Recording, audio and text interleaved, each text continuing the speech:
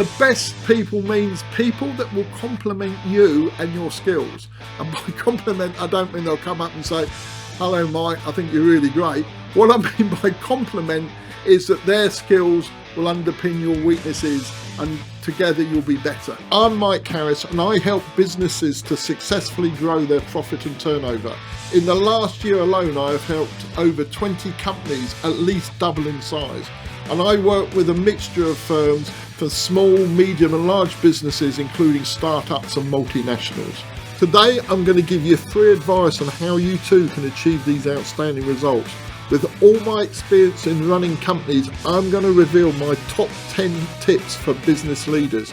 That's right, free of charge. This is my best advice on how you can become an outstanding leader and scale your business to new heights. Hello and welcome to All You Leaders in Strategy. I'm Mike Harris and welcome back to our latest podcast, which I'm calling my top 10 tips for business leaders. And I'm calling it that because I recently bumped into somebody that I know really well who said to me, with all your experience in running companies, Mike, what are the 10 things that you believe are the most important to leading a business? And it got me thinking, not least because I thought it'd be a great topic for a podcast. So here we are. We're going to talk about it today. I appreciate that there are plenty of books and podcasts on the subject, but as I always say, just because you know the rules of a sport doesn't mean you'll become a world-class player. So what I like to do here is use my experience to tell you the things that you won't find anywhere else, guiding you on your journey to becoming a strategic leader. So here are my top 10 tips for business leaders. Number 1, have a vision that acts as your North Star. We've spoken before about the importance of your business having a strategy and vision, and that equally applies to you as well. You need to know what you want to achieve. So for instance, my vision is creating a legacy by helping to develop the next generation of leaders. And that makes it much easier to make decisions that fit the long-term interests. So for instance, when I decided to do the podcast, I did it because it helps tie into that vision of helping to develop the next generation of leaders and help create a larger reach to be able to do that.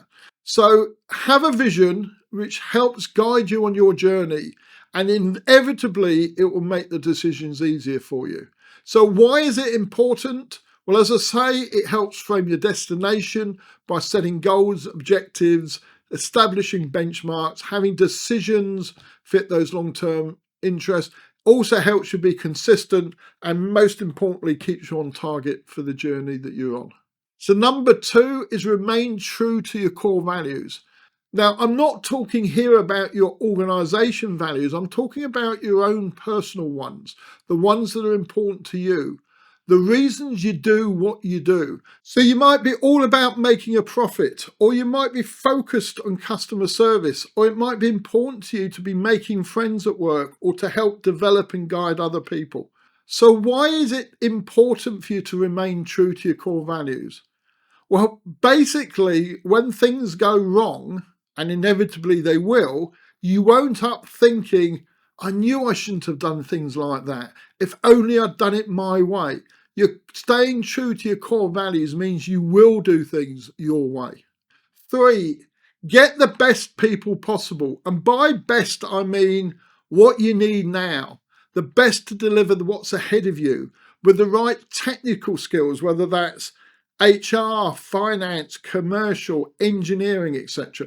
But also with the right soft skills. So the ability to communicate, to work as a team, work under pressure, that kind of stuff. But also the best people means people that will compliment you and your skills.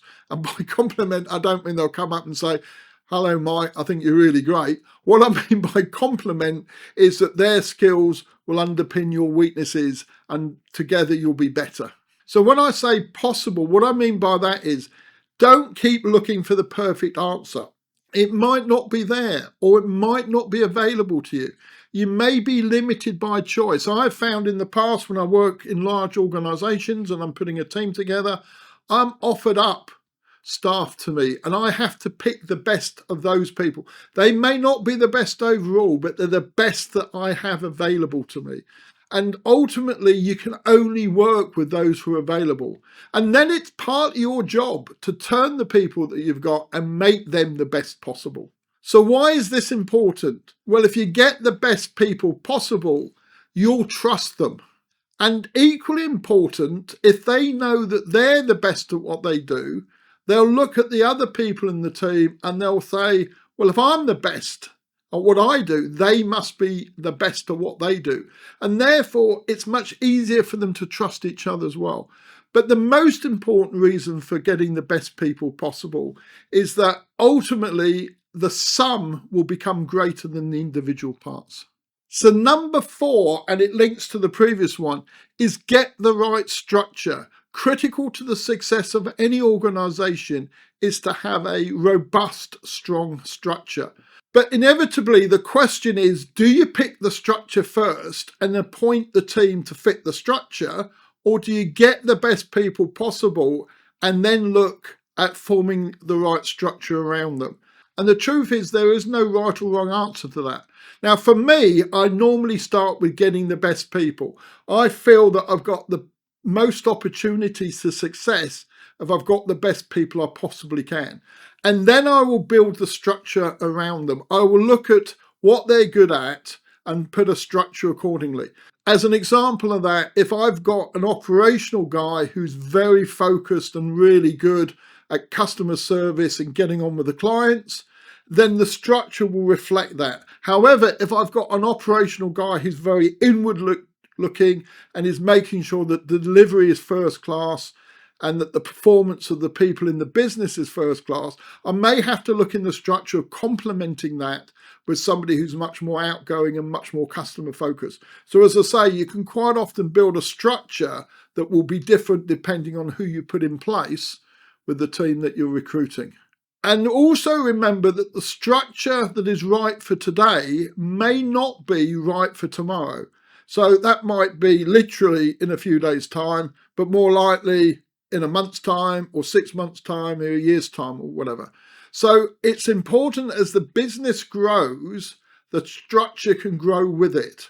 And also the structure is able to cope with the challenges and opportunities that arise. So make sure that the structure that you build is adaptable and is fluid. So why is this important? Well, the stronger the structure, the more your business will be able to cope with. The business will have a much wider span of control, and built-in flexibility will mean that you're not wrong-footed by the unexpected. So number 5 is manage the lifeblood and the oxygen of the business. There are 2 things that are more important than anything else to make sure your business is a success. So by lifeblood, I'm meaning orders. Without orders, there is no business. It's essential to keep the orders coming in, looking ahead, seeing a pipeline. And by oxygen, I mean cash. Like oxygen, businesses need positive cash flow. Let's be honest, businesses don't go bust because they make a loss. They go bust because they run out of cash. So why is managing the lifeblood and oxygen of a business important? Well, it's much easier to make decisions and grow the business if you're not having to worry about getting the orders to survive or paying the bills on a daily basis. So number 6 is be an industry expert. A long time ago, somebody gave me the advice that it's important to be an industry expert. And at the time, I was moving out of construction that I knew really well, and I was moving into IT. And what he was getting across to me was it was important to understand the new industry I was working in, the sector, the market. But it's also proven to be really important for me because by industry, you could actually be talking about geography. I've worked in London and the Southeast, but I've also worked in the West Midlands. I've worked in Scotland. I've worked in the Northwest, etc. And all of those geographies have nuances that make them different. They have different risks and different opportunities. And it's important, therefore, that you understand that market or that industry you're in. The construction industry and the IT industry were very different. Also, by becoming an expert in that industry, you get to know the network, you get to know the people, the supply chain, the clients, your competition. people that you want to employ, etc. And you can't do that if you don't become an expert. So I'm not saying you can't transfer industries. After all, if I can do it, others can as well. But don't assume when you're coming into it, you know everything. So why is it important to be an industry expert? Well, I think it stops you becoming arrogant and thinking you know best. It will allow you to make the right decisions, avoid making assumptions that may prove to be wrong, and it will help you build the knowledge and skills that you require to succeed. So 7 is hope for the best and plan for the worst. A very common phrase, a bit of a cliche, but it's true nonetheless. In business, we talk about having an ambition and a positive vision, but also anticipating the obstacles, the challenges, and having effective risk management. And then putting those action plans in place that then manage, mitigate the challenges. And also identifying opportunities and making them happen. Well, that's equally important to you as a person. You need to be positive. You need to be looking forwards and you need to be looking ahead. But you can't be complacent. You can't bury your head in the sand. You've got to be aware of the issues that are likely to come up. So why is it important? Well, as I say, you need to be positive and focused on the way forward.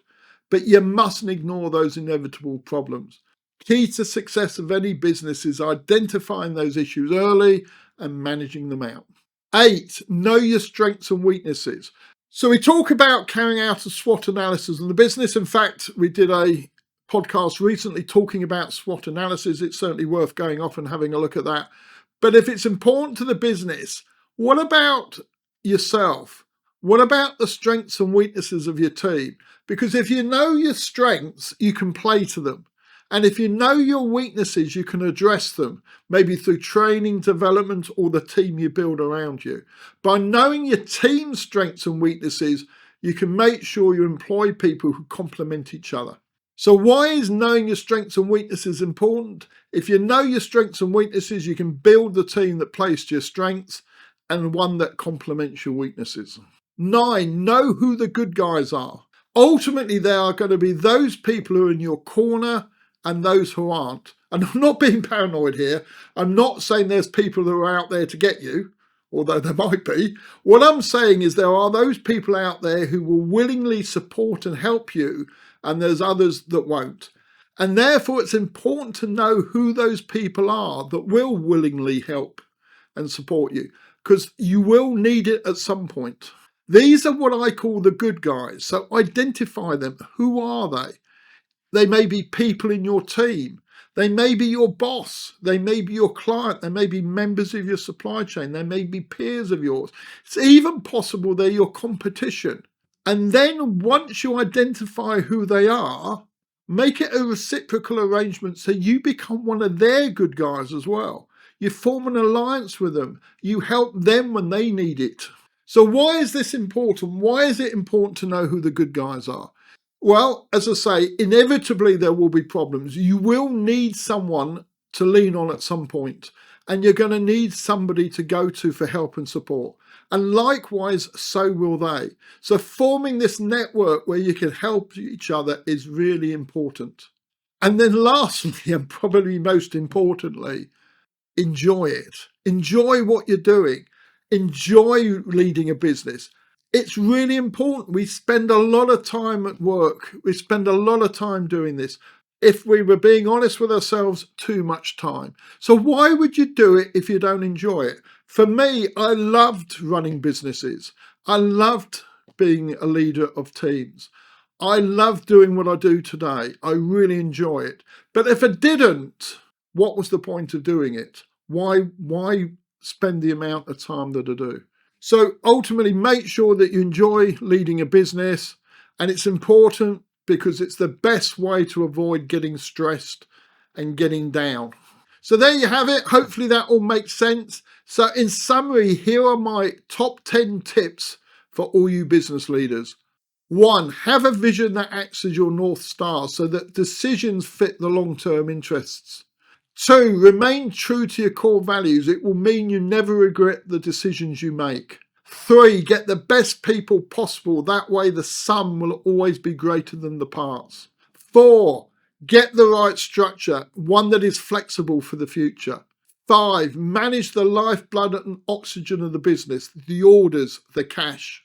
6, be an industry expert, understand the industry sectors and markets, etc. that you're working in.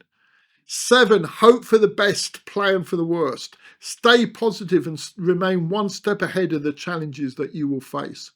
8, know your strengths and weaknesses. Build a team that will play to your strengths and complement your weaknesses. 9, know who the good guys are. Form a support network so you can help each other. And 10, enjoy it.